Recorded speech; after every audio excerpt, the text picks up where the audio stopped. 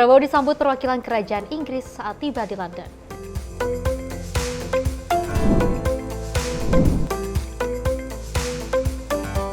Komisi 3 DPR tetapkan 5 cadewas KPK.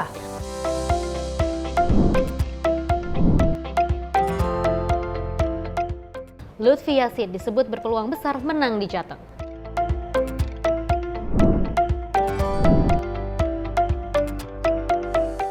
Polri berhasil bongkar pabrik narkoba di Bali.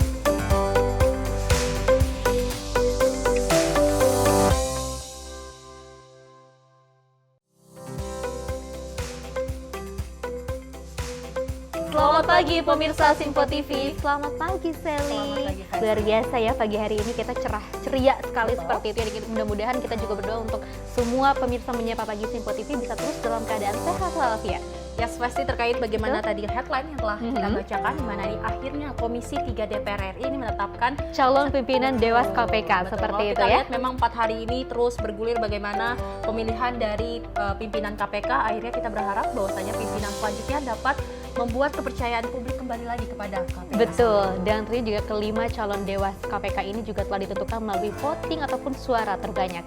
Dan tentunya informasi menarik lainnya akan terus kami hadirkan. Ini dia, Menyapa Pagi Simpo TV selengkapnya.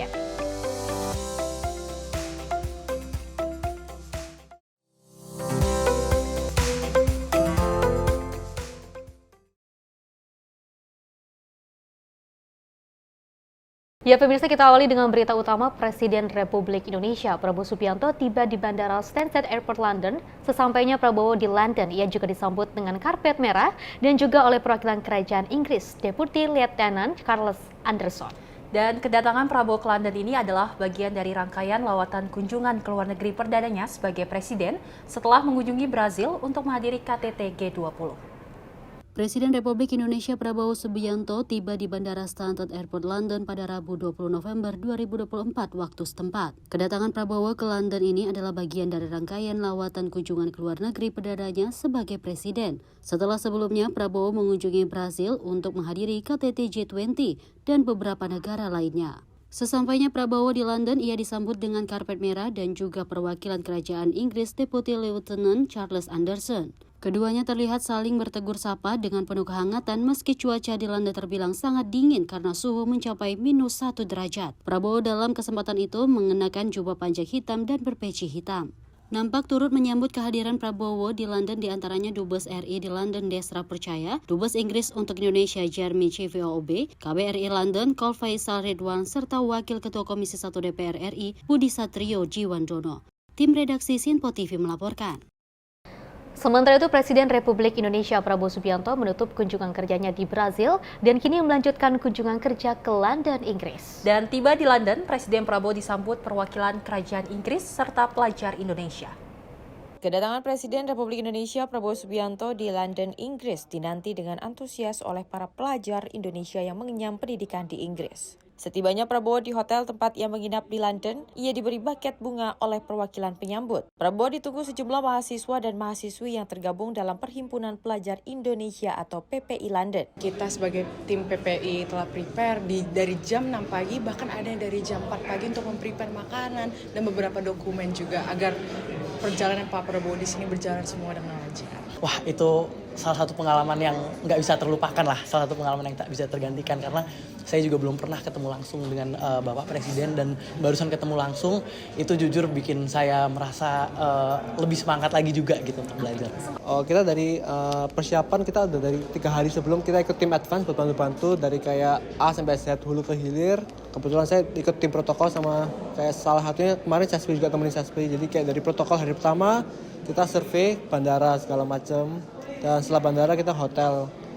Habis hotel kita kayak survei hotel tempat Pak Presiden sekarang ini nginep. Lawatan Prabowo ke Inggris ini melanjutkan lawatan kunjungan kerjanya setelah sebelumnya telah mengunjungi beberapa negara, yaitu China untuk menemui Presiden Jinping, Amerika Serikat untuk bertemu Presiden Joe Biden, Peru untuk menghadiri forum APEC, dan Brazil untuk menghadiri forum G20. Tim redaksi Simpo TV melaporkan. Kita beralih ke informasi lainnya, Komisi 3 DPR menetapkan 5 calon Dewan Pengawas KPK untuk nantinya melakukan pengawas lembaga anti rasuah periode 2024 hingga 2029. Dan persetujuan ini pemirsa berdasarkan melalui voting suara. Komisi 3 DPR menetapkan 5 calon Dewan Pengawas KPK periode 2024-2029 di Kompleks Parlemen Senayan, Jakarta. Penetapan ini berdasarkan musyawarah dan melalui voting suara. Kelima calon Dewan Pengawas KPK ini terpilih, berhasil mengalahkan 5 kandidat lainnya dengan perolehan suara tertinggi. Adapun cadewas yang terpilih tersebut yakni Wisnu Baroto dengan 43 suara, Beni Joshua Mamoto dengan 46 suara, Gus Rizal dengan 40 suara, dan Sumpeno dengan 40 suara, serta Ciska Mirawati dengan 46 suara. Dari Jakarta, Farizal, Dava Rizkiano, Sinpo TV melaporkan. Pemirsa, nama Setio Budianto yang pernah menjabat sebagai Direktur Penyidik KPK terpilih menduduki kursi Ketua KPK periode 2024 hingga 2029. Namanya terpilih setelah melalui proses voting oleh seluruh anggota Komisi 3 DPR RI pada Kamis siang kemarin. Setelah menyelesaikan seluruh tahapan uji kepatutan dan kelayakan atau fit and proper test bagi calon pimpinan KPK dan calon Dewan Pengawasan KPK Komisi 3 DPR, selanjutnya proses voting ini dilakukan untuk memilih dan menentukan 5 nama pimpinan KPK termasuk Ketua KPK periode 2024-2029. Proses voting diadakan Kamis siang satu persatu. Anggota Komisi 3 memasukkan suara dukungan masing-masing atas nama calon pimpinan dan Ketua KPK yang dipilih. Selama dalam proses voting tersebut, nama Setio Budianto, Ibnu Basuki Widodo, Johanis Tanak, Fitra Rohcayanto, serta Agus Joko Pramono mendapatkan suara terbanyak dibanding 5 kandidat lainnya. Selama proses perhitungan hasil voting, nama Setio Budianto teratas dalam memperoleh dukungan suara. Dari Jakarta, Farizal, Dava Rizkiano, Sinpo TV melaporkan. Pemirsa, dari Komisi 3 DPR RI kembali menggelar rapat konsultasi dan juga pendalaman terhadap 10 calon Dewan Pengawas Komisi Pemberantasan Korupsi untuk masa jabatan 2024 hingga 2029. Dan anggota Komisi 3 DPR RI dari fraksi PKS Nasir Jamil ini menyampaikan harapannya agar pimpinan dan Dewan Pengawas KPK yang terpilih dapat bersinergi untuk memperkuat integritas lembaga anti rasuah tersebut. Uji kelayakan dan kepatutan dalam bentuk konsultasi dan pendalaman terhadap calon pimpinan Komisi Pemberantasan Korupsi dan calon Dewan Pengawas KPK untuk masa jabatan 2024-2029 telah berlangsung di Komisi 3 Gedung DPR Senayan, Jakarta. Dalam rapat konsultasi dan pendalaman tersebut, anggota Komisi 3 DPR RI dari fraksi PKS Nasir Jamil menyoroti persoalan internal di tubuh KPK, termasuk kasus pungutan liar yang melibatkan oknum pegawai rutan. KPK menyampaikan harapannya agar pimpinan dan Dewan Pengawas KPK yang terpilih dapat bersinergi untuk memperkuat integritas lembaga anti rasuah. Melihat sinergi ini sangat penting untuk memastikan KPK menjadi lembaga yang transparan dan akuntabel. Oleh karena itu sekali lagi mudah-mudahan Dewas ke depan yaitu bisa berkolaborasi sehingga bisa meningkatkan integritas KPK melalui transparansi, keterbukaan, dan akuntabilitas. Nah, ini mudah-mudahan pegawai di KPK itu bisa menjadi bahagian yang tidak terpisahkan, sehingga kemudian komisioner KPK, Dewas, dan pegawai KPK bisa menjaga marwah dan martabat Komisi Pemberantasan Korupsi. Demikian. Proses pendalaman terhadap calon Dewan Pengawas menjadi bagian dari upaya Komisi 3. Untuk memastikan bahwa para pemangku jabatan di KPK memiliki komitmen tinggi terhadap pemberantasan korupsi, transparansi, dan akuntabilitas. Tim redaksi Sinpo TV melaporkan. Dan pemirsa, usai melakukan fit and proper test, Komisi 3 DPR resmi menetapkan 5 calon pimpinan KPK dan 5 calon Dewan Pengawas KPK di Kompleks Parlemen Senayan, Jakarta.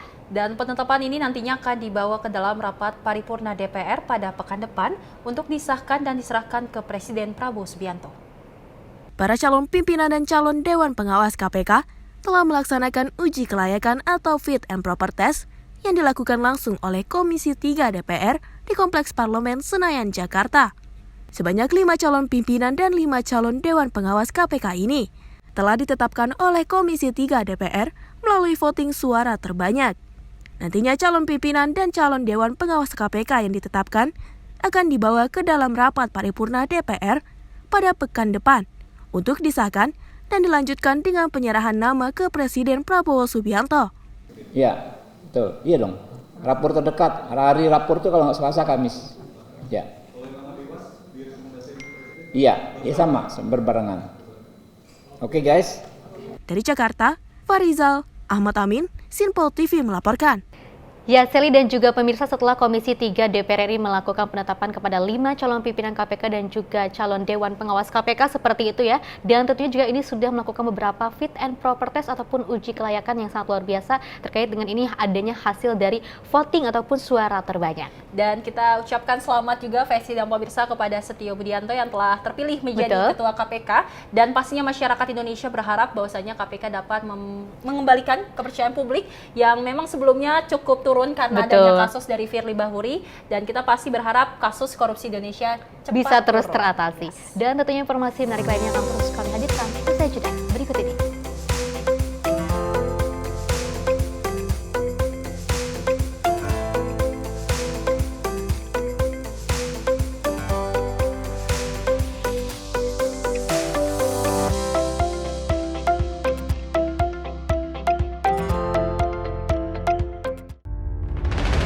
Menghadirkan para tokoh nasional Indonesia.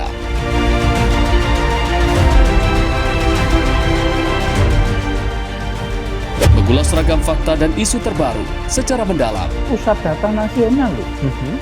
Pusat data nasional, data apa aja masuk ini. Buka satu barang warga itu memang diperlukan. Bincang spesial setiap Sabtu pukul 8 malam hanya di Sinpo TV. Halo, selamat malam pemirsa. Senang sekali rasanya kami mengisi ruang informasi Anda. Akhiri aktivitas Anda dengan rangkuman perkembangan peristiwa yang terjadi sepanjang hari. Sebelumnya kita saksikan ada sekitar 3.000 tamu undangan, sementara di Ibu Kota Nusantara ini ada sekitar 2.000 tamu undangan. Rangkaian informasi nasional dan mancanegara dirangkum sebagai penutup hari dalam Menyapa Malam. Setiap Senin hingga Jumat pukul 8 malam, hanya di Sinpo TV. Halo, selamat pagi pemirsa Sinpo TV. Selamat pagi Andi. Selamat pagi, Fen. Beragam informasi terbaru hadir menemani Anda sebelum memulai hari. Itu memang dari Menteri Perhubungan juga mendukung, Betul. dari Menteri Keuangan juga mendukung, dan kita sebagai masyarakat pun juga Harus mendukung. Mengangkat isu yang tengah menjadi pembicaraan paling hangat. Semarakan pagi Anda bersama Menyapa Pagi. Setiap Senin hingga Jumat pukul 6 pagi, hanya di Sinpo TV. Pemirsa Sinpo TV kembali hadir menemani Anda dengan berbagai informasi yang telah kami rangkum dalam sepekan. Sajian lengkap informasi sepekan kami hadirkan untuk Anda. Badan Legislasi DPR menemui masa unjuk rasa di depan gedung DPR RI Senayan, Jakarta. Menemani akhir pekan Anda bersama keluarga dengan rangkuman berita menyeluruh dalam Sinpo Sepekan. Setiap minggu pukul 6 pagi, hanya di Sinpo TV.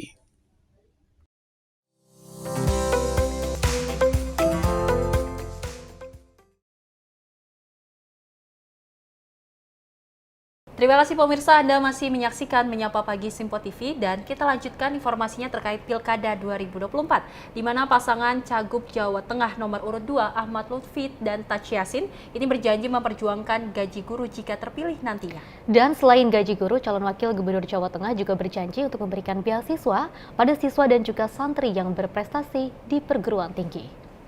Dalam debat ketiga pasangan calon gubernur dan wakil gubernur Jawa Tengah tahun 2024 dengan tema membangun sosial budaya, pendidikan, kesehatan, dan perlindungan untuk masyarakat yang sejahtera dan toleran. Pasangan calon gubernur dan calon wakil gubernur Jawa Tengah nomor urut 2, Ahmad Lutfi Taj Yassin, membeberkan sejumlah program yang terkait pendidikan hingga kesehatan di Jawa Tengah. Taj Yassin menyebut pendidikan adalah pondasi kemajuan Jawa Tengah. Calon Wakil Gubernur Jawa Tengah Taj Yassin menyampaikan pihaknya berjanji meningkatkan kesejahteraan guru. Tak hanya itu, sejumlah beasiswa akan diberikan kepada siswa dan santri yang berprestasi untuk studi di perguruan tinggi di dalam maupun luar negeri. Dalam sebuah hadis disebutkan, barang siapa yang menginginkan dunia dan akhirat, maka hendaklah dengan ilmu.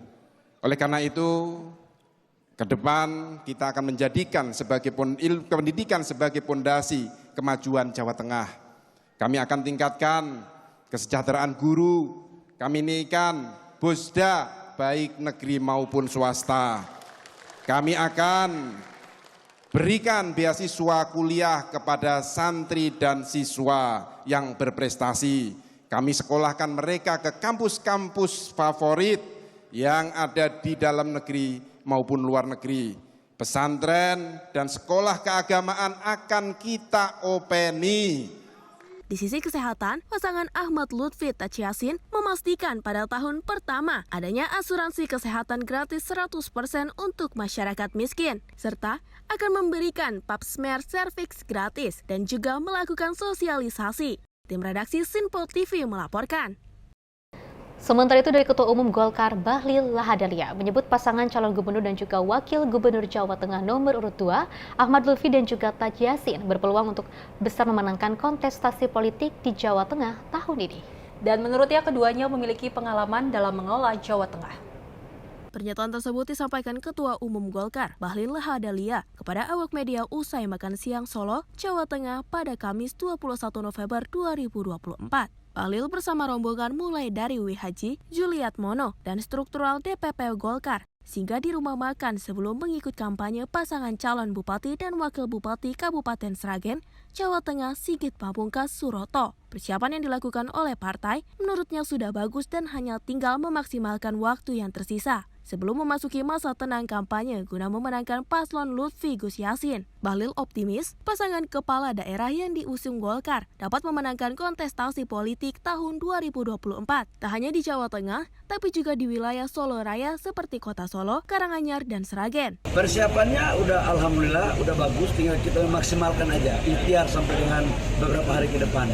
Hari ini sudah tanggal 21, tinggal 6 hari lagi. Dalam peta politik yang perhitungan Golkar, insya Allah peluang menangnya politik besar sekali. Pada momentum HUT ke-60 Golkar, ini menjadi motivasi untuk memenangkan kontestasi politik di beberapa daerah. Kader Golkar juga akan berjuang keras untuk memenangkan paslon yang didukung pada Pilkada serentak 2024, serta merebut simpati masyarakat. Dengan begitu, program pemerintahan Presiden dan Wakil Presiden RI, Prabowo Subianto dan Gibran Rakabuming Raka, linier dengan program di daerah. Dari Solo, Jawa Tengah, kontributor Sinpo TV melaporkan. Dari Jawa Timur semakin dekat dari pencoblosan dukungan elemen masyarakat untuk calon gubernur Jawa Timur nomor urut 2 Hovifah Indar Parawansa terus bertambah. Dan perempuan muda yang tergabung dalam aliansi Melati Putih se-Jawa Timur ini menyatakan kesulitannya siap untuk meningkatkan signifikansi kemenangan Khofifah Emil di Pilgub Jatim 2024. Kompak berbaju dan berkerudung pink, para perempuan muda NU ini menyatakan komitmennya untuk memenangkan Khofifah. Menanggapi dukungan ini, Khofifah menyampaikan terima kasihnya pada seluruh elemen ibu-ibu muda dari kalangan NU yang masuk menguatkan barisan pemenangan Khofifah Emil. Lebih lanjut dalam forum ini, Khofifah menjabarkan capaiannya dalam memimpin Jatim di periode pertama, salah satunya adalah dalam hal penurunan kemiskinan. Di tahun 2020, angka kemiskinan ekstrim Jatim ada di angka 4,4%. Dan per Maret 2024, angka kemiskinan ekstrim Jatim turun drastis menjadi 0,66%. Tidak hanya itu, Khofifah juga menjabarkan semangat baru pembangunan Jatim ke depan sebagai gerbang baru Nusantara. Posisi Jatim saat ini adalah pusat perdagangan, pusat logistik nasional. Hal ini didukung dengan 70% trayek tol laut adalah dari Jawa Timur. Selain itu, Jatim menopang kebutuhan bahan pangan di 18 provinsi di Indonesia Timur. Tim redaksi Sinpo TV melaporkan. Sementara itu dari pasangan calon gubernur dan juga wakil gubernur Banten nomor urut 2 Andra Soni Dimyati Natakusuma kembali mengikuti konser Banten Maju di lapangan Kampung Iwul Kecamatan Balaraja Kabupaten Tangerang pada Rabu kemarin. Dan sebelumnya pemirsa, Andra Soni dan Dimyati ini sukses menggelar kampanye akbar perdana sekaligus konser Banten Maju di lapangan Bukit Cilegon Asri, Kota Cilegon. Konser Banten Maju Andra Soni Dimyati ini kembali dimeriahkan oleh Dewa 19 dan artis-artis ternama seperti Atta Halilintar, Aurel Hermansyah, Ria Ricis, Citra Kirana, Celine Evangelista, Paula Verhoeven, Reski Aditya, Eina George, Marcel Widianto hingga Tasya Revina. Turut hadir pasangan calon bupati dan wakil bupati Tangerang nomor urut 2, Maisal Rasid, Intan Nurul Hikmah, relawan hingga partai-partai pengusung Andra Soni Dimyati. Dalam kesempatan tersebut, Andra Soni mengungkapkan alasannya kenapa kerap kali pihaknya menawarkan cara-cara kampanye dengan konser hingga melibatkan artis-artis ternama. Ia berjanji ingin membuat Banten maju, adil, merata, tidak korupsi. Ketua DPRD Banten periode 2019-2024 ini berjanji ketika nanti terpilih menjadi gubernur Banten akan menggratiskan SMA, SMK, MA baik negeri dan swasta. Tim redaksi Sinpo TV melaporkan. Dari calon gubernur Jakarta nomor urut 1 Ridwan Kamil menghadiri acara Festival Batak di Jakarta International Velodrome. Dan dalam festival itu Ridwan Kamil mendapatkan dukungan dari sejumlah ormas Batak di Jakarta. Ridwan Kamil hadir bersama sang istri Atalia Praratya dan juga sejumlah artis serta anggota parpol pendukung. Ridwan Kamil dan istri dipasangkan kain ulos. Sejumlah ormas Batak yang hadir dalam acara tersebut yakni Musyawarah Masyarakat Ada Batak, Pengurus Peguan Simbolon Dohot Baru Indonesia atau PSBI dan Simbolon 7 Sohe. Tampak hadir Ketum PSBI Effendi Simbolon. Setelahnya RK bersama para pendukung menari tortor lalu berfoto bersama. Mauliate Ridwan Kamil di Velodrome mematahkan anggapan bahwa komunitas Batak menaruh hati terhadap calon lain. Sambutan yang luar biasa besar dari komunitas Batak Jakarta membuat Ridwan Kamil terharu. Dia mengaku merasa sangat terhormat karena diterima dengan tangan terbuka. Ridwan Kamil juga memastikan dirinya akan menjadi pemimpin bagi semua golongan, inklusif dan adil, tanpa memandang latar belakang. Bersama Suswono, Ridwan Kamil optimis akan memenangkan Pilkada Jakarta dalam satu putaran. Dukungan dari komunitas Batak Jakarta membuat Ridwan Kamil semakin yakin mampu memenangkan Pilkada Jakarta. Tim redaksi Sinpo TV melaporkan. Sally dan juga pemirsa 5 hari menuju Pilkada Serentak 2024 dari berbagai pasangan calon gubernur dan juga wakil gubernur dari mulai DKI Jakarta, Banten, Jawa Timur, Jawa Tengah sudah melakukan beberapa debat pilgub seperti itu ya. Dan tentunya juga kemarin kita baru saja menyaksikan bersama-sama terkait debat Pilkada Jakarta yang ketiga. Nantinya masyarakat Jakarta sudah bisa menentukan dong siapa kira-kira yang pantas untuk nantinya mengembangkan tugas di Jakarta. Betul. Dan kita berharap bahwasanya Pilkada Serentak 2024 ini dapat berjalan dengan lancar dan juga aman. Dan kita ketahui juga Faiz dan pemirsa di mana TNI Polri juga telah menyiapkan bagaimana nantinya keamanan di pilkada. Dan kita berharap ini Pilkada Serentak 2024 juga disambut gembira oleh masyarakat dan pastinya melahirkan pemimpin yang bisa mengembangkan daerahnya masing-masing. Dan tentunya juga ada netralitas di sana seperti itu ya. Pemirsa, informasi menarik lainnya akan terus kami hadirkan usai jeda berikut ini.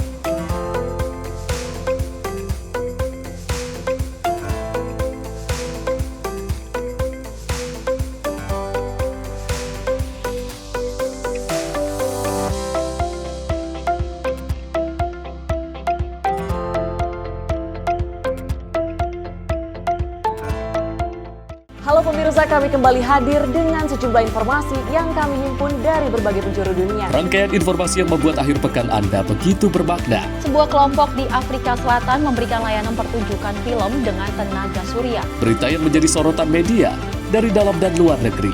Kami hadirkan untuk menemani pekan Anda dalam Sinpo Dunia Sepekan, Sabtu dan Minggu pukul 9 pagi. Hanya di Sinpo TV. Kami hadir dengan rangkaian informasi dari berbagai penjuru dunia. Topik dan isu yang tengah menjadi sorotan mancanegara dikemas dengan lengkap untuk Anda.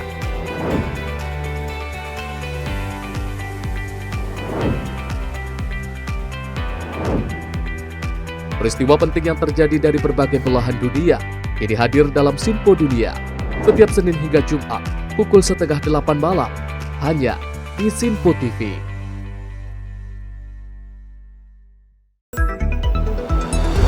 Jadilah yang pertama mengetahui perkembangan terkini seputar informasi dari lembaga parlemen. Punya data nasional, tidak ada satupun backup berarti kan? Tiba-tiba ada putusan yang nggak masuk akal dan seperti ini gitu. Kita biarkan rekomendasi kepada KPK, periksa!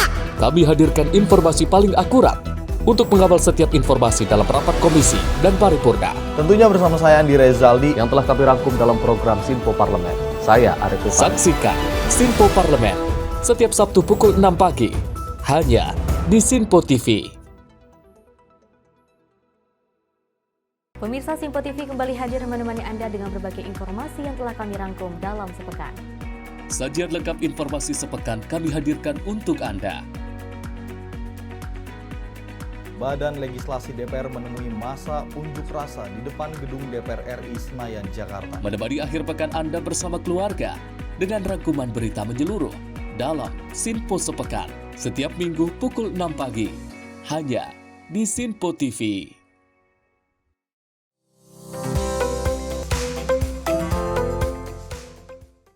Pemirsa, Menteri Pelindungan Pekerja Migran Indonesia Abdul Qadir Karding bersama dengan Menteri Imigrasi dan juga Permasyarakatan Republik Indonesia Agus Andrianto akan segera menyusun nota kesepahaman guna untuk memperkuat kerjasama. Dan kerjasama antara Kementerian PPMI dan Kementerian Imigrasi ini diharapkan dapat memperkuat perlindungan pekerja migran Indonesia sekaligus meningkatkan devisa negara demi mendukung visi Indonesia Emas 2045. Menteri Perlindungan Pekerja Migran Indonesia, Abdul Qadir Karding, menggelar pertemuan dengan Menteri Imigrasi dan Permasyarakatan RI, Agus Andrianto, di kantor Kementerian Imigrasi dan Permasyarakatan pada Rabu 20 November 2024. Pertemuan ini membahas penguatan perlindungan terhadap pekerja migran Indonesia atau PMI, serta upaya pencegahan tindak pidana perdagangan orang atau TPPO. Dalam hal ini, Menteri Karding mengapresiasi sambutan hangat dari Kementerian IMIPAS, yang dimana menurutnya kerjasama ini sangat penting untuk mengatasi masalah eksploitasi PMI, terutama yang berangkat secara non-prosedural. Karding bersyukur karena apa yang menjadi kebutuhan kementeriannya akan diakomodir oleh Kementerian IMIPAS. Di kesempatan yang sama, Menteri IMIPAS mengatakan bahwa pekerja migran merupakan aset penting bagi perekonomian nasional. Ia juga mengungkapkan bahwa kedua kementerian akan segera menyusun nota kesepahaman atau MOU guna memperkuat kerjasama. Selain itu, Agus Andrianto juga menyoroti upaya penanganan jalur gelap yang sering dimanfaatkan jaringan TPPO. Dari Jakarta, tim redaksi Sinpo TV melaporkan. Sementara itu, Menteri BUMN Erick Thohir berencana meluncurkan kredit usaha untuk rakyat khusus bagi pekerja migran Indonesia. Kementerian BUMN dan Kementerian PPMI pun sepakat untuk melibatkan Himpunan Bank Negara atau Himbara dalam merealisasikan rencana tersebut. Menteri BUMN Erick Thohir mengatakan pihaknya akan menyiapkan kredit usaha rakyat atau KUR khusus pekerja migran dengan limit hingga 100 juta rupiah. Pinjaman tersebut nantinya bisa digunakan oleh para pekerja migran untuk pelatihan, sekaligus solusi untuk menghindari pekerja migran dari jeratan oknum rentenir yang menetapkan bunga tinggi. Nantinya KUR khusus PMI ini akan diberikan oleh Bank Himbara yang memiliki kantor cabang di luar negeri. Lantaran pembayaran akan dilakukan saat PMI telah ditempatkan di luar negeri. Lebih lanjut, Erick pun menjelaskan, kredit usaha rakyat ini akan diberikan khusus bagi pekerja migran yang sudah mendapatkan sertifikat kerja dan membutuhkan dana untuk biaya pelatihan. Dan memang tadi untuk kurs sendiri kan ketika mereka mendapat kepastian bekerja, misalnya biayanya 20 juta, nah kita sudah menyiapkan kur itu sampai nilainya 100 juta. Artinya mereka bisa langsung menggunakan akses ini. Tetapi memang tadi salah satu yang belum ada solusinya bagaimana kalau dia belum mendapatkan sertifikat bekerja tetapi dia perlu training, pendidikan supaya dia dapat kerja. Nah itu memang tadi salah satunya mungkin kita harus bicara dengan kementerian lain memberikan solusi-solusi atau tadi kerjasama lainnya dengan berbagai pihak. Dari Jakarta, Sri Dewi Handayani, Mutia Anggiani, Sinpo TV melaporkan. Kita beralih ke informasi lainnya. Polda Metro Jaya merilis video detik-detik penangkapan buronan kasus judi online yang juga melibatkan beberapa orang pegawai Komdigi dan masyarakat sipil berinisial A alias M di sebuah apartemen di kawasan Sleman, Yogyakarta. Selain menangkap A alias M, pemirsa ini petugas juga menyita beberapa barang bukti berupa uang tunai, jam tangan, perhiasan, dan beberapa barang bukti lainnya dari dalam unit apartemen tersebut. Inilah detik-detik pada saat tim Opsnal Subdit Jatanras Direktorat Reserse Kriminal Umum Polda Metro Jaya menangkap seorang buron kasus judi online yang melibatkan 10 orang pegawai Komdigi dan beberapa orang masyarakat sipil berinisial A alias M. A alias M ditangkap di sebuah apartemen di kawasan Naglik, Sleman, Yogyakarta pada hari Minggu lalu. Satu persatu buron kasus mafia akses judi online yang melibatkan pegawai Komdigi ditangkap polisi. Dari dalam unit apartemen tersebut, penyidik juga menyita beberapa barang bukti diantaranya uang tunai, jam tangan mewah, kepingan emas serta beberapa barang bukti lainnya. Setelah menangkap pelaku, petugas langsung menggelandang A alias M ke Mapolda Metro Jaya untuk ditahan dan diperiksa lebih lanjut keterlibatannya dalam kasus ini. Sebelumnya petugas juga telah menangkap 23 orang tersangka dalam kasus ini, termasuk istri A alias M lantaran terlibat tindak pidana pencucian uang. Subdit Jatanras di Treskrimum Polda Metro Jaya berhasil mengamankan satu orang DPO kasus judi online yang beberapa hari ini diburu. Ya, inisialnya A alias M.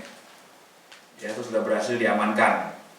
Sehingga sampai dengan saat ini dalam penanganan kasus perjudian online ini sudah ditangkap 23 orang tersangka.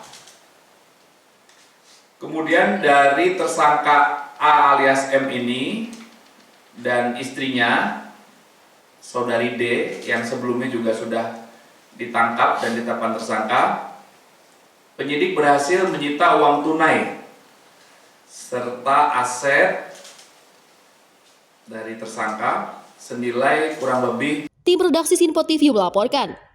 Pihak kepolisian mengungkapkan peran masing-masing pelaku pegawai Komdigi dalam kasus judi online. Dan tersangka berinisial A disebut sebagai puzzle terakhir dalam pengungkapan kasus tersebut. Tersangka A alias M ini merupakan puzzle terakhir ya, kepingan segitiga. Ya, sebelumnya tersangka yang sudah ditangkap, tersangka A, kemudian tersangka AK. Nah, ini yang terakhir tersangka AM, A alias M.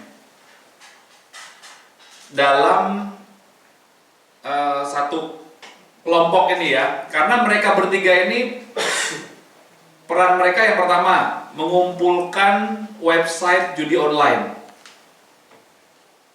ya, kemudian yang kedua mengumpulkan uang setoran, yang ketiga memverifikasi website judi online agar tidak terblokir. Dan yang keempat, mereka berperan sebagai pengatur operasionalisasi kejahatan yang dilakukan oleh seluruh tersangka. Seorang selebgram di kota Medan, Sumatera Utara ditangkap petugas Satreskrim Polrestabes Medan usai mempromosikan situs judi online lewat akun media sosialnya. Dan pelaku yang memiliki akun Instagram dengan pengikut sebanyak 34.000 ini mendapat imbalan lebih dari 1 juta rupiah untuk mempromosikan satu situs judi online. Selebgram cantik inisial NS berusia 20 tahun ini diringkus polisi di Jalan Kapten Sumarsono Medan Jumat malam. Usai akun pribadi Instagram miliknya dengan nama akun babymutia_cun kerap mempromosikan situs judi online melalui unggahan status. Dalam 1 bulan, pelaku yang memiliki pengikut sebanyak 34.000 di media sosial mendapat imbalan Rp1.300.000 sebagai bayaran untuk promosi satu situs judi online. Pelaku mendapat tawaran dari seseorang melalui media sosial dan ternyata bukan kali pertama dilakukan. Sebelum ditangkap, pelaku juga pernah mempromosikan beberapa situs judi online dan sempat berhenti mempromosikan sebelum akhirnya kembali mempromosikan situs judi online. Kapolrestabes Medan Komisaris Besar Polisi Gideon Arif Setiawan Senin siang menyebut pihaknya kini tengah mengembangkan kasus ini guna mengungkap jaringan pelaku yang lain, termasuk orang yang membayar pelaku untuk mempromosikan situs judi online. Akun martabak188.com, akun judi. Selebgram berapa? 1.300.000. Jadi penawarannya juga lewat online, makanya nanti penelusurannya juga kasusnya online. Selain tersangka NS, petugas juga mengamankan 3 pelaku judi online yang diamankan dari salah satu warnet di kawasan Deli Tua, Sumatera Utara. Dari Medan, Sumatera Utara, kontributor Sinpo TV melaporkan.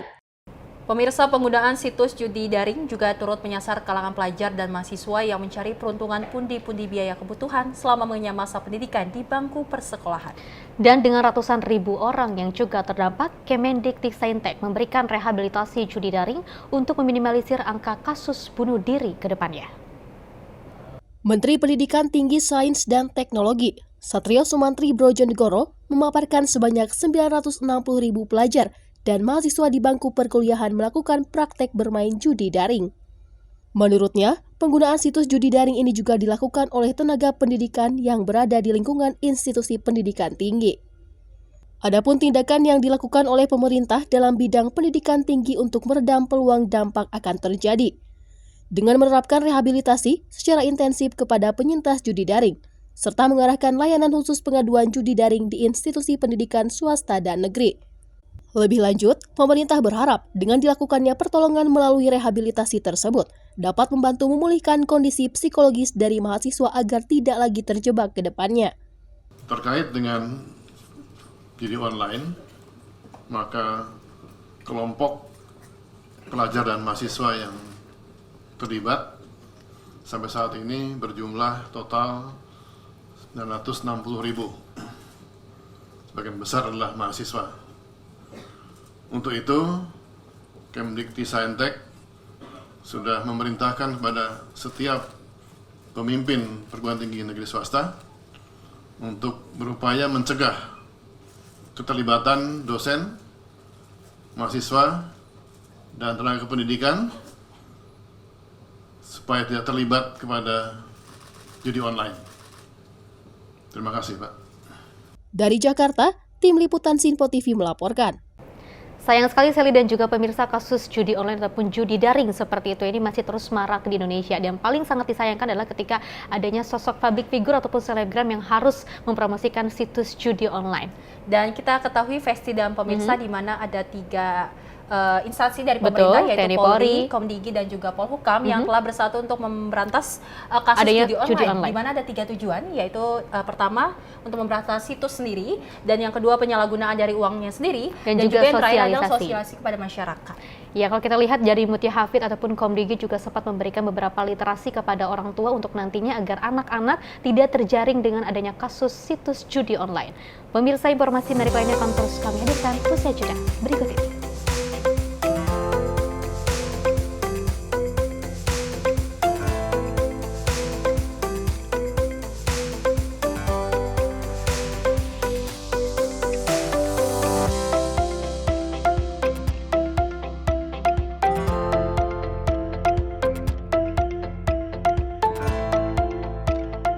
Pemirsa, Sinpo TV kembali hadir menemani Anda dengan berbagai informasi yang telah kami rangkum dalam sepekan.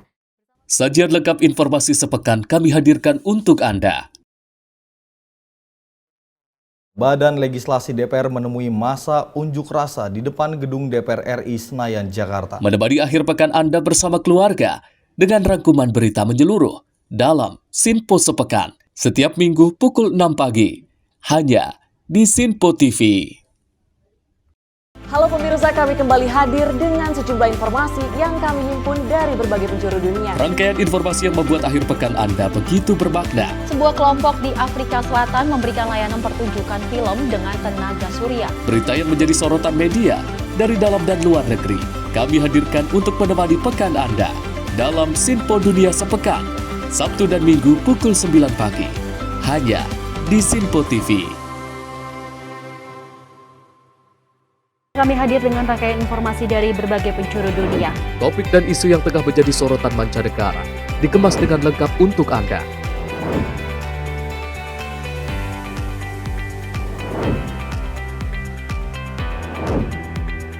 Peristiwa penting yang terjadi dari berbagai belahan dunia ini hadir dalam Sinpo Dunia setiap Senin hingga Jumat pukul 7:30 malam hanya di Sinpo TV.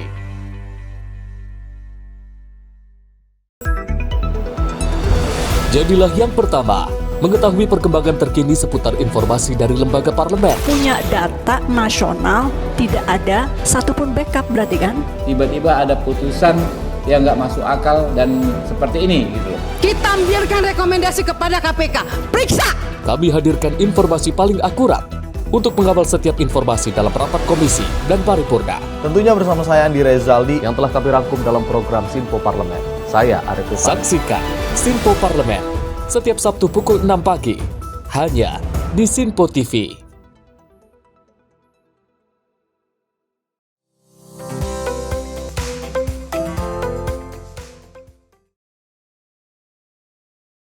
Masih bersama kami pemirsa dalam Menyapa Pagi Sinpo TV, dan kita lanjutkan informasinya terkait peristiwa di mana sebuah ruko di Jalan Krendang Selatan, Kecamatan Tambora, Jakarta Barat dilaporkan terbakar pada Rabu kemarin. Sebanyak 19 unit dan juga 95 personil dikerahkan untuk melakukan operasi pemadaman. Berdasarkan video yang diunggah di akun sosial media Instagram @thomasjackfire, telah terjadi kebakaran sebuah ruko di Jalan Krendang Selatan, RT 14, RW 6 Kelurahan Krendang, Kecamatan Tambora, Jakarta Barat pada Rabu 20 November 2024. Menindaklanjuti adanya laporan, petugas pemadam Jakarta segera meluncur ke lokasi TKP. Sebanyak 19 unit dan 95 personel dikerahkan untuk memadamkan api. Berdasarkan informasi, operasi pemadaman dimulai pukul 20.36 WIB. Kemudian dilakukan lokalisir perlambatan api pada pukul 20.43 WIB. Operasi pemadaman dinyatakan selesai pada pukul 23.12 WIB. Dari Jakarta, tim redaksi Sinpo TV melaporkan. Sementara itu, pemirsa, sebuah toko servis kompor di Jalan Raya Cimindi, Kota Bandung, Jawa Barat, hancur pada Kamis pagi kemarin. Dan bangunan ruko tersebut hancur diduga akibat ledakan tabung gas LPG di dalam rumahnya. Akibatnya peristiwa ini 2 orang mengalami luka-luka. Seperti inilah kepanikan warga sesaat adanya ledakan dari dalam toko servis kompor di Jalan Raya Cimindi, Kota Bandung, Jawa Barat pada Kamis pagi. Kepulan asap putih masih keluar dari rumah dan warga berhamburan kepanikan. Menurut salah seorang warga, saat penghuni rumah akan menyalakan lampu, tiba-tiba ada ledakan di dalam rumah korban. 2 orang penghuni rumah yang mengalami luka langsung dibawa ke rumah sakit terdekat guna mendapatkan perawatan tim medis. Tidur, bangun tidur, turun, nyalain lampu, meledak. Gitu. Yang meledak apa tuh, Pak? Sepertinya sih gas, ini kan masih bau gas nih. Bau gas. Ini masih terasa bau gasnya nih. Ada korban nggak, Pak? Belum. Cuman berdua, cuman yang laki-lakinya luka bakar hampir 80% lah. Luka lupas tuh. Petugas kepolisian dari Polsek Cidendo yang tiba di lokasi kejadian langsung menetralisir lokasi kejadian. Petugas pun memasang garis polisi di area TKP guna penyelidikan lebih lanjut. Laporan dari warga masyarakat sekira 08.00 WIB bahwa terjadi ada ledakan yang diduga dari gas LPG yang sudah bocor. Begitu dinyalakan lampu listrik terjadi ledakan. Yang kita ketahui itu, dan kami sudah ke TKP ini bersama dengan aparat yang lainnya terkait untuk ini mengecek. Peristiwa ini terjadi diduga akibat ledakan tabung gas LPG. Namun, demikian masih dalam penyelidikan petugas kepolisian. Selain melukai 2 orang, ada 2 rumah yang terdampak akibat ledakan tersebut. Dari Kota Cimahi, kontributor Sinpo TV melaporkan. Pemirsa, ratusan kubik sampah di bantaran Kali CBL Kecamatan Babelan, Kabupaten Bekasi, Jawa Barat tak kunjung dibersihkan petugas setelah sebelumnya viral di media sosial. Sampah dari berbagai jenis tersebut didominasi dengan limbah rumah tangga yang diduga sengaja dibuang oknum tak bertanggung jawab. Seperti inilah tumpukan sampah di bantaran Kali Cikarang Bekasi Laut atau CBL di Desa Muara Bakti, Kecamatan Babelan, Kabupaten Bekasi, Jawa Barat, Kamis siang. Sampah dari berbagai jenis yang didominasi dengan limbah rumah tangga ini menggunung di bantaran sungai. Selain bau busuk menyengat, jika debit air mengalami peningkatan, berpotensi terbawa arus sungai dan mencemari lingkungan. Sementara pasca viral, tumpukan sampah yang diduga sengaja dibuang oknum tak bertanggung jawab hingga kini belum dibersihkan petugas. Kepala UPTD Kebersihan Wilayah 1 Dinas Lingkungan Hidup Kabupaten Bekasi menjelaskan, belum diangkutnya sampah pasca viral lantaran terkendala cuaca akibat kondisi pembuangan terpadu Burangkeng mengalami longsor. Pemerintah daerah masih terus berusaha melakukan penanganan longsoran di TPST Burangkeng. Jika kondisinya selesai, petugas akan langsung melakukan pembersihan dan mengangkut ratusan kubik sampah di bantaran Kali CBL. Ini bukan suatu kebetulan, tapi memang bicara alam juga ya. Jadi kenapa saat ini sampah di CBL itu belum kami angkut untuk ke TPA. Saat ini TPA-nya memang ada kendala. Kemarin sudah perapihan oleh UPTD TPA karena hari Minggu ada hujan, akhirnya longsor lagi. Jadi sementara ini TPA juga memang sedang tutup. Sebelumnya, tumpukan sampah menggunung sepanjang lebih dari 200 meter di bantaran Kali CBL, Desa Muara Bakti, Babelan, Kabupaten Bekasi. Sampah dari berbagai jenis, selain didominasi plastik dan botol. Sebagian juga didominasi dengan sampah styrofoam hingga kasur. Petugas memastikan sampah akan segera dibersihkan dalam waktu dekat. Dari Bekasi, kontributor Sinpo TV melaporkan. Kita beralih ke informasi lainnya. Tawuran antar warga di Jalan Ruas 1 Gusti Ngurah Rai, Jakarta Timur kembali pecah menjelang Kamis pagi. Kedua belah pihak menggunakan bom molotov, petasan kembang api, serta senjata tajam dan kayu. Akibatnya banyak pengendara terhenti sehingga membuat kemacetan. Aksi tawuran antar warga Cipinang Jagal, Pulau Gadung dan warga Kebon Singkong Duren Sawit kembali terjadi di ruas jalan Igusti Ngurah Rai Duren Sawit, Jakarta Timur menjelang Kamis pagi. Aksi tawuran ini terjadi saat umat muslim melaksanakan sholat subuh. Kedua belah pihak saling serang dengan menggunakan bom molotov, petasan, kembang api, senjata tajam, dan kayu. Tawuran ini berlangsung hingga 1 jam lebih. Alhasil, banyak pengendara terhenti sehingga membuat kemacetan. Menurut warga, dalam sebulan ini tawuran ini terjadi 4 kali. Diduga penyebab tawuran ini hal sepele. Selain saling ejek, kedua kelompok remaja ini terlibat tawuran lantaran saling serang petasan dan kembang api. Jadi setengah 4 mulainya. Ya dari kembang api. Buat manas-manasnya kembang api dulu. Itu udah biasa dari kemarin waktu pas hari 2 hari ini lah. Itu dari anak sekolah. Nah ini antara warga ini. Pihak kepolisian gabungan dari Polres Jakarta Timur dan Polda Metro Jaya yang datang ke lokasi berhasil membubarkan tawuran. Tidak ada korban jiwa dan arus lalu lintas kembali normal. Dari Jakarta Timur, tim kontributor Sinpo TV melaporkan. Dari Polri, pemirsa berhasil membongkar sindikat pembuatan narkoba di laboratorium rahasia di sebuah villa di Jalan Cempaka, Gading, Badung, Bali. Sindikat pembuatan narkoba tersebut pemirsa ini membuat jenis narkotika baru, yakni jenis hasis yang berbentuk padat dan juga cair. Pabrik ini juga memproduksi narkoba dengan jenis Happy Five. Dalam rekaman video, tim Satgas Penanggulangan Narkotika Polri lakukan upaya penangkapan sejumlah tersangka yang belakangan diketahui sebagai pelaku pembuatan narkotika. Bertempat di sebuah villa kawasan Jalan Cempaka Gading, Unggasan, Kuta Selatan, Badung. Bangunan villa 2 lantai yang tampak layaknya villa pada umumnya menjadi target operasi penindakan. 4 orang pelaku berhasil diamankan. Upaya penggerebekan dilakukan setelah petugas lakukan pengejaran kepada kelompok ini di sejumlah lokasi dan berakhir di villa yang baru disewa para pelaku. Kabar Eskrim Polri, Komjen Pol Wahyu Widada menyampaikan, upaya pengungkapan pabrik narkotika ini berawal dari pengembangan kasus narkotika di Yogyakarta.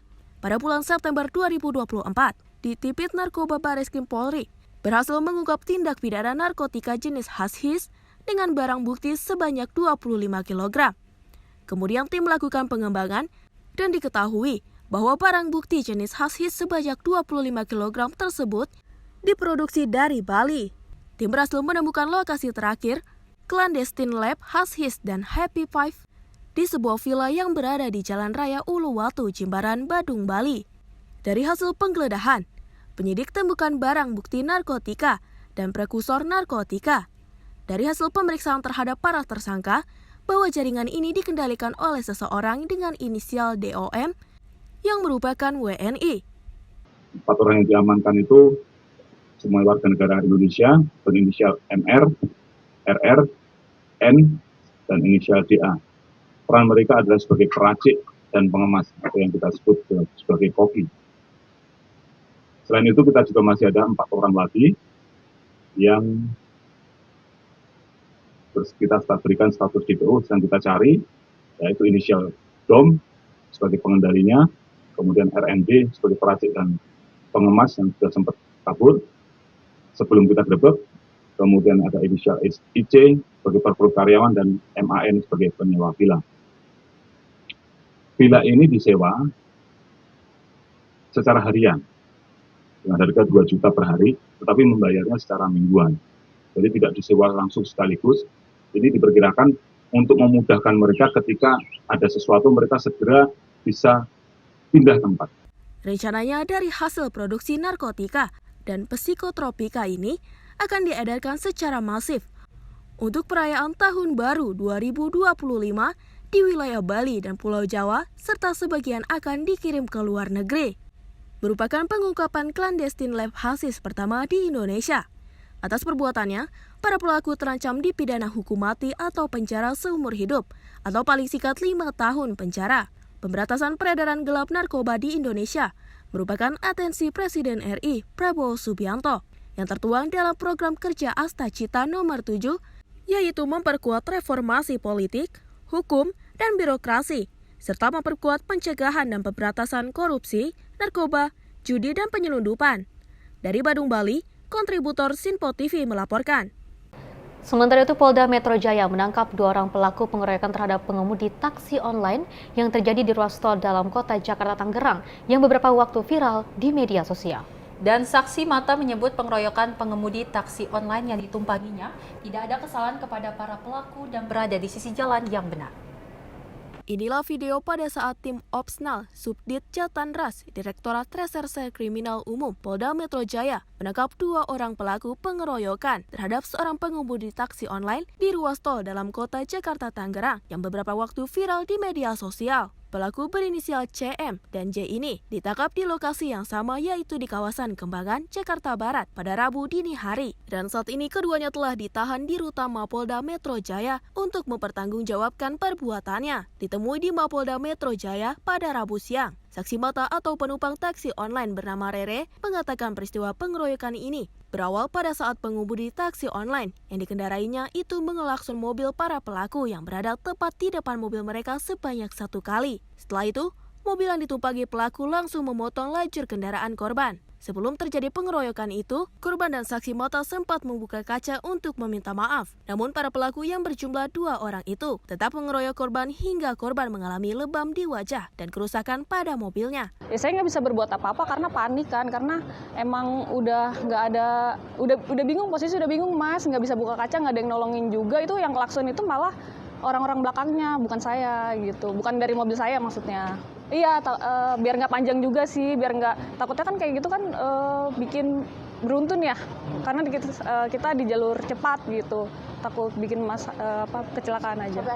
Prosesnya habis itu sih ya langsung drivernya malam hari Senin itu langsung ke polisi sih, lapor ke Polda sini. Dua orang.